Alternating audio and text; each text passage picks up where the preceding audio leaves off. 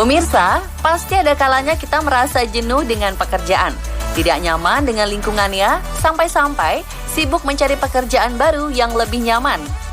Tapi sebenarnya kita patut bersyukur loh, kalau biasanya pekerjaan berat mengorbankan waktu yang besar, biasanya diikuti juga dengan pendapatan yang fantastis.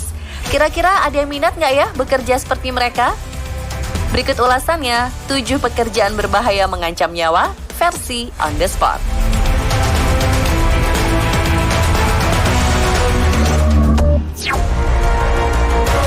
Petugas pemanjat menara, gaji 290 juta rupiah. Dalam bekerja, biasanya kita dituntut untuk mengembangkan skill dan pengalaman yang kita punya, supaya bisa jadi yang terbaik di bidangnya. Tapi tidak untuk pekerjaan yang satu ini, karena yang dibutuhkan hanyalah nyali yang besar, seperti Kevin Schmidt, yang berprofesi sebagai seorang pemanjat menara.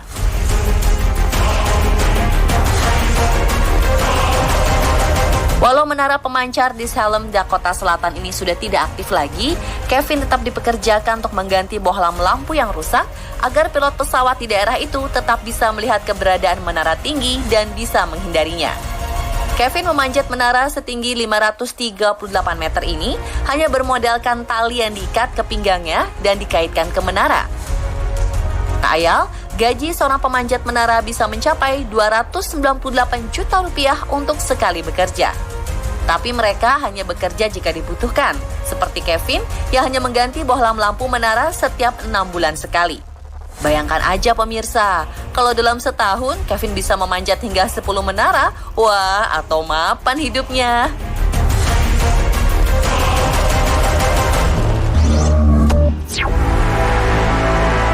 Pengecat jembatan, gaji 566 juta sampai 1 miliar rupiah per tahun.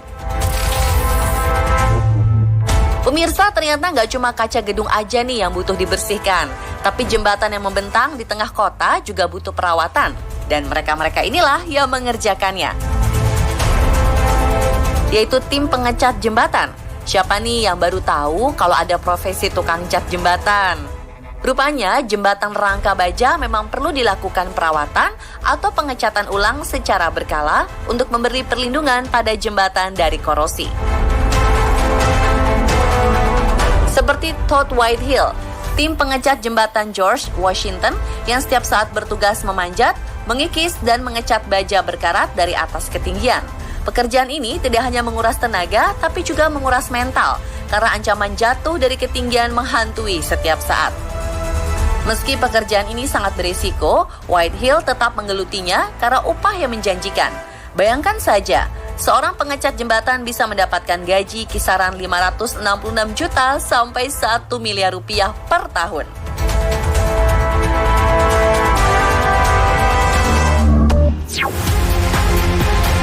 Lineman atau petugas jaringan listrik, gaji 1 miliar rupiah per tahun. Jadi salah satu pekerjaan paling berbahaya di Cina dan dunia, para lineman atau pekerja listrik ini patut mendapat gelar manusia tanpa rasa takut. Bayangkan aja pemirsa, tak hanya resiko jatuh dari ketinggian yang mereka hadapi, tapi juga ancaman transmisi listrik bertegangan 1000 volt. Biasanya kita melihat para pekerja listrik di tengah perkotaan atau pemukiman.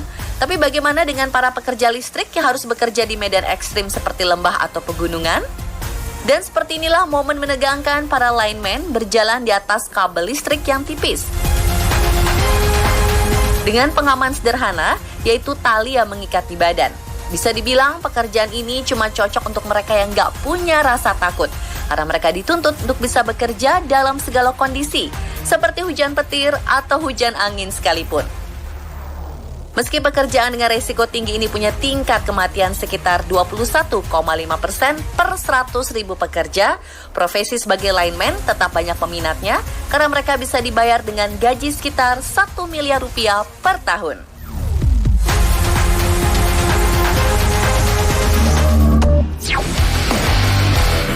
Smoke jumpers, gaji 700 juta hingga 1,2 miliar rupiah per tahun. Pekerjaan dengan tempat dan lingkungan yang nyaman udah pasti jadi idaman. Tapi ternyata nggak semua pekerjaan bisa dikerjakan dengan nyaman dan aman. Seperti mereka yang justru bekerja menghampiri bahaya. Kita pasti udah tahu tentang petugas pemadam kebakaran. Tapi ada yang tahu nggak kalau ternyata pemadam kebakaran punya tim khusus yang namanya Smoke Jumper. Smoke Jumper adalah pasukan pemadam kebakaran yang dilatih khusus untuk berjibaku memadamkan kobaran api di tengah hutan atau tempat-tempat terpencil. Pekerjaan ini beresiko menghilangkan nyawa karena cara mereka memadamkan api terbilang ekstrim. Para smoke jumper biasanya beraksi dengan melakukan terjun payung dari pesawat menuju titik kobaran api yang sulit dijangkau. Sesampainya di bawah, mereka harus memadamkan sumber kebakaran dengan peralatan sederhana seperti kapak dan gergaji. Untuk melakukan pekerjaan ekstrim ini, gaji smoke jumper di Amerika Serikat berada di kisaran 700 juta hingga 1,2 miliar rupiah per tahun.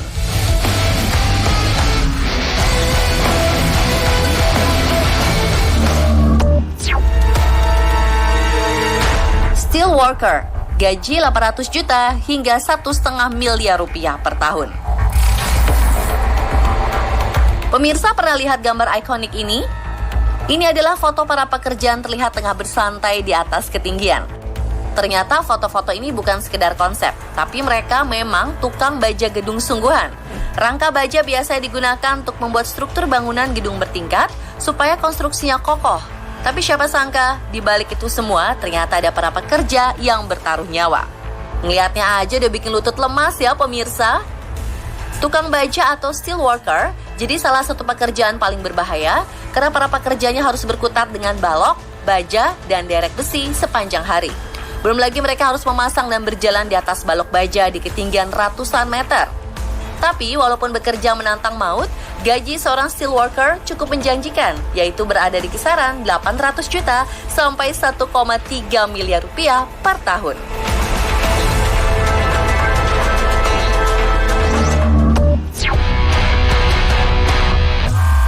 Pengobor minyak lepas pantai, gaji 1,8 miliar rupiah per tahun. Pemirsa, pasti kita pernah merasakan seperti apa berada di tengah laut. Apalagi saat ombak sedang mengamuk. Rasanya cuma bisa berserah deh. Tapi ketakutan itu nggak ada apa-apanya bagi para pekerja pengoboran minyak lepas pantai.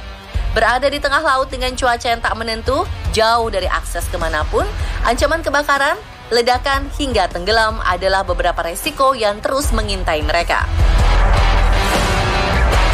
Sebagai pekerja pengoboran minyak lepas pantai, mereka diharuskan bekerja tanpa mengenal waktu. Di beberapa kondisi, mereka bahkan harus bekerja selama 16 jam secara terus-menerus.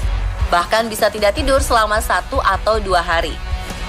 Bagi mereka sudah memutuskan bekerja di tengah laut, harus menyiapkan mental dan fisik yang kuat karena durasi kerjanya bisa berjalan lama. Mulai dari hitungan bulan hingga hitungan tahun. Dengan resiko seberat itu, pendapatan mereka pun masuk dalam kategori yang tinggi, yaitu kisaran 1,8 miliar hingga 2 miliar rupiah lebih per tahunnya.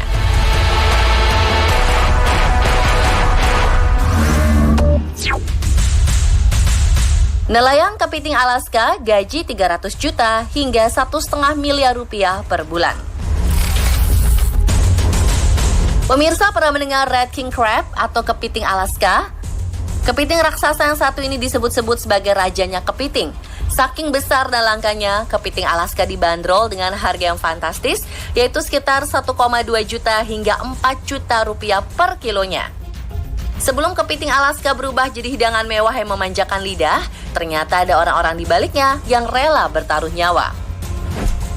Dan seperti inilah gambaran bagaimana mencekamnya para nelayan yang melakukan misi menangkap kepiting Raja Alaska.